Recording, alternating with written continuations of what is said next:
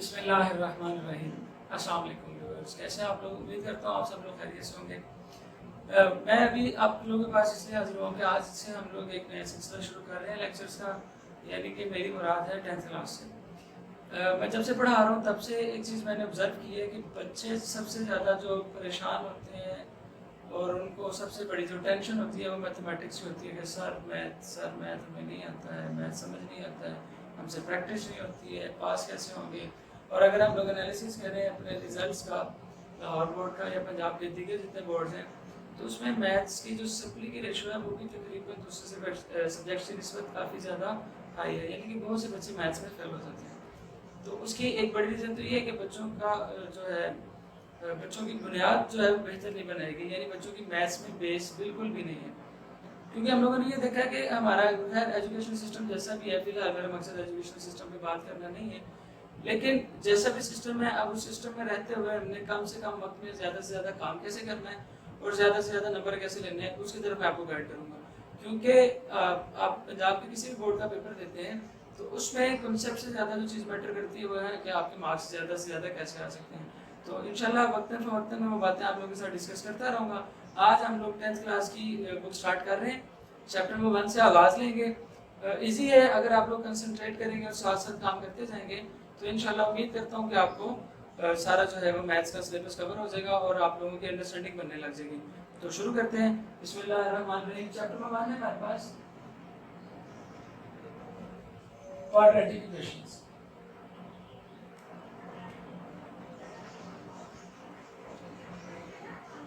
मैं यहाँ पर दोनों मीडियम्स को साथ साथ लेके चलूंगा। हमारे पास उर्दू मीडियम के भी स्टूडेंट्स होते हैं और इंग्लिश मीडियम के भी, तो उम्मीद करता हूँ आप लोग समझ लेंगे, दोनों के लिए ये वीडियो मुफीद होगी। क्वाड्रेटिक इक्वेशन को उर्दू में बात करते हैं दो दर्जी रस्म।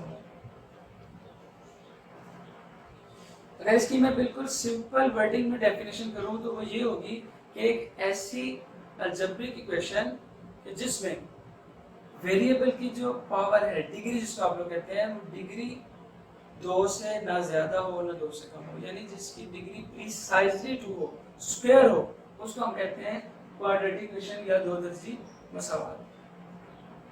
ये उसकी मियारी शक्ल है, स्टैंडर्ड फॉर्म है ax square plus bx plus c is equal to 0 और साथ कंडीशन है कि a is not equal to 0, यानी कि क्वाड्रेटिक इक्वेशन में नंबर ऑफ टर्म्स आपके पास है 3, 1 2 3, 3 टर्म्स हैं, एक x स्क्वायर वाली, एक x वाली और एक कांस्टेंट टर्म, यानी मुस्तकिल मिकदार है जिसमें x नहीं है, यानी जिसमें से पहले x पावर 0 होगी है, पॉलिनोमियल एक्सप्रेशन होता है बेसिकली ये।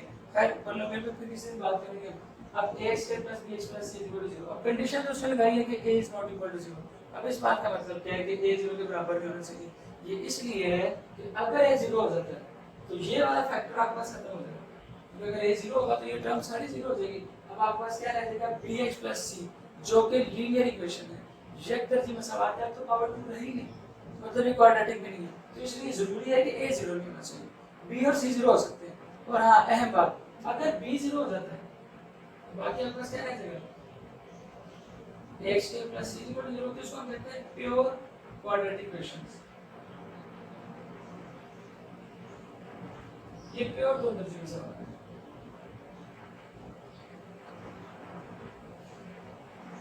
तो ये थी बेसिकली डेफिनेशन। तो डेफिनेशन पहले ही पेज पे लिखी हुई है और हाईलाइटेड है पहले से, इनको याद करें आप लोग। फिर उसके बाद बोर्ड में शॉर्ट क्वेश्चन पूछा जाता है, और वैसे भी चैप्टर की लर्निंग के लिए भी इस चीज से आपको आशना होना जरूरी है कि दो दर्जे में सवाल को हल करने के तरीके कितने हैं, कितने मेथड्स हैं आपके पास कि आप क्वाड्रेटिक इक्वेशन को सॉल्व कर सकें। पहले तो मैं ये बताता चलूं आपको कि क्वाड्रेटिक इक्वेशन के सॉल्यूशन से क्या मुराद है। बेसिकली जब भी आपसे कहा जाता है किसी इक्वेशन को सॉल्व करें तो इससे मुराद होती है कि उसमें जो अननोन वेरिएबल है आपने उसकी वैल्यू फाइंड करनी होती है। जैसे कि हमारी इस इक्वेशन में वेरिएबल x है, abc को हम कहते हैं लिटरल्स, हरफी मिकदार है, abc हमारे पास लिटरल्स है और x हमारे पास क्या है, वेरिएबल। तो इसको सॉल्व करने के यानी कि x की वैल्यू फाइंड करने के हमारे पास 3 मेथड्स हैं जो कि आपके सिलेबस का हिस्सा है। तो वो मैं मेथड्स आपको बताता हूँ, ये आपने एज इट इज याद कर लेने हैं। फर्स्ट ऑफ ऑल है by factorisation,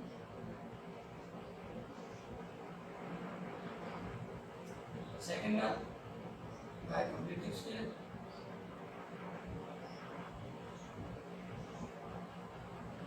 and third one is using quadratic formula.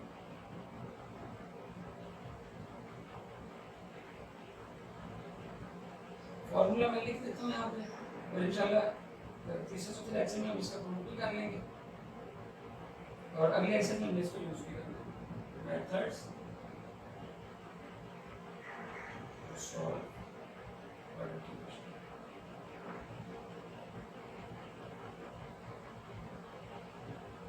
यानी दो दर्जन सवाल को हल करने के लिए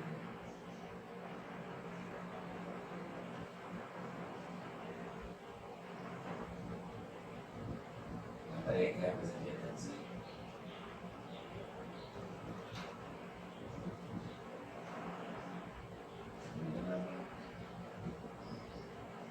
और आ सकती है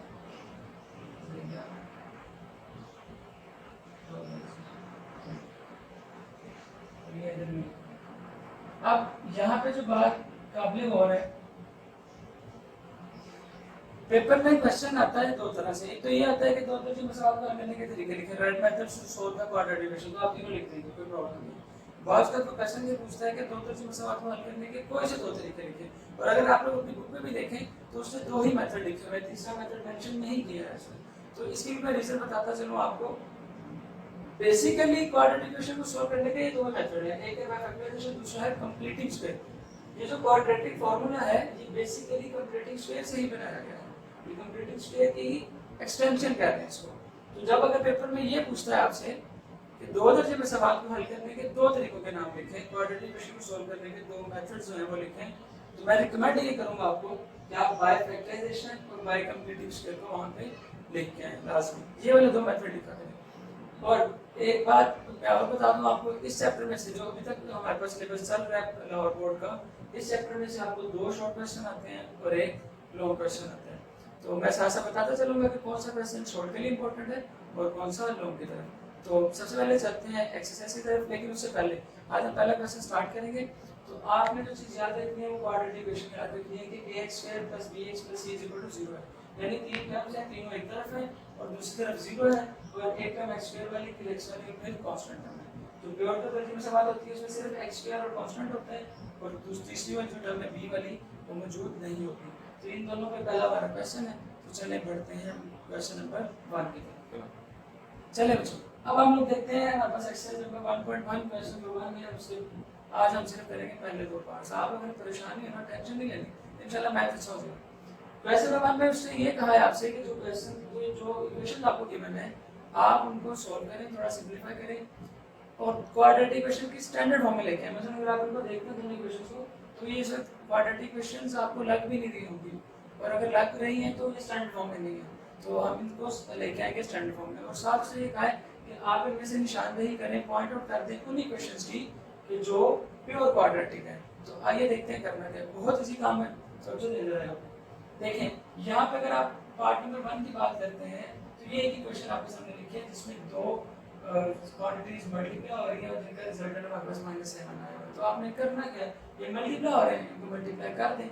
यहाँ से सबसे पहले आप x को मल्टीप्लाई करेंगे दोनों के साथ। मैं सिंपल वे बताता हूँ आपको। सबसे पहले x लिखें और x को मल्टीप्लाई करें इसके साथ, x - 3 के साथ, फिर +7 x - 3 = -7, यानी x को भी इस ब्रैकेट के साथ लिखें एक दफा और एक दफा 7 को लिखें। अब मल्टीप्लाई करते हैं, x को x से मल्टीप्लाई करेंगे तो हमारे पास आ जाएगा x²।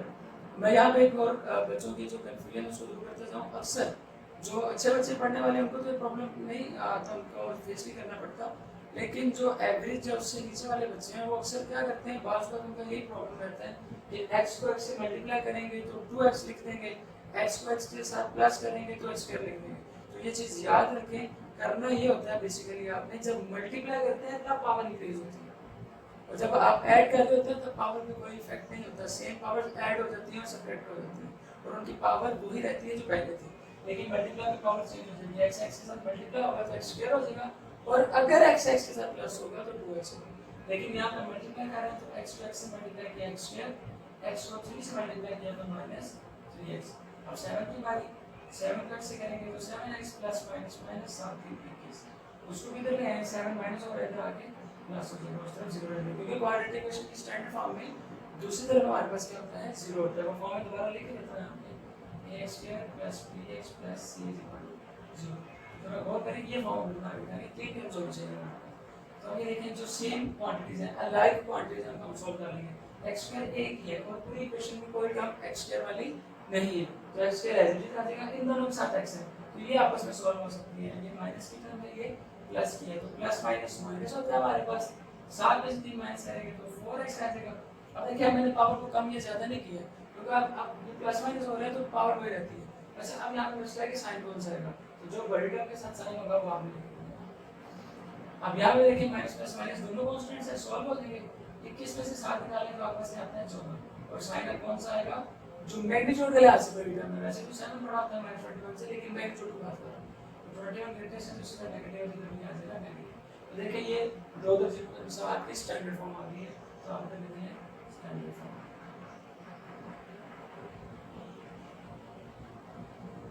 यानी कि नेगेटिव।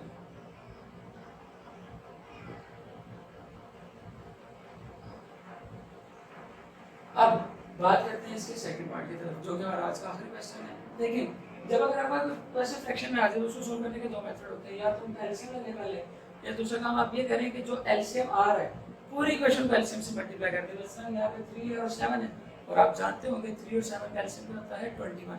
अगर नहीं भी जानते तो एक बात मैं यहाँ पे आपको बता दूं कि दो डिफरेंट नंबर हैं, अगर आपके पास दो डिफरेंट नंबर्स हैं तो उनका एलसीएम उनका प्रोडक्ट ही होता है। यानी ऐसे डिफरेंट नंबर से बात मेरी ये है कि ऐसे नंबर जिनका कोई कॉमन फैक्टर नहीं होता उनका एलसीएम उन दोनों का प्रोडक्ट है। 3 को 7 से जब करें तो क्या आएगा 21, पूरी इक्वेशन को 21 से मल्टीप्लाई करें।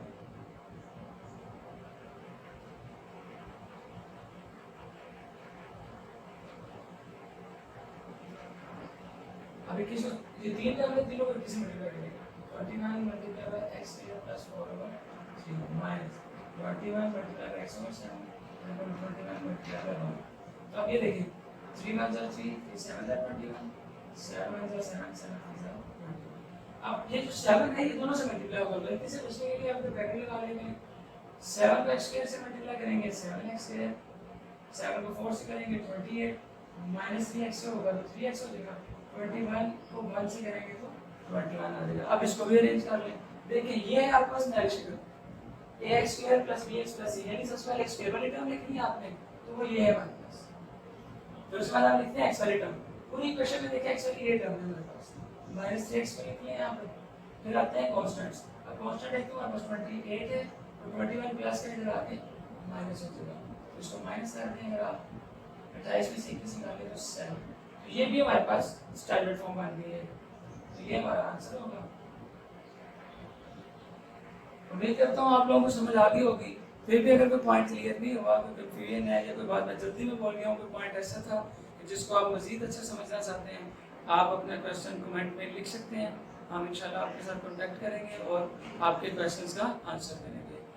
अगले लेक्चर तक के लिए आपसे अल्लाह हाफ़िज़। इंशाल्लाह मुलाकात होगी बहुत जल्द।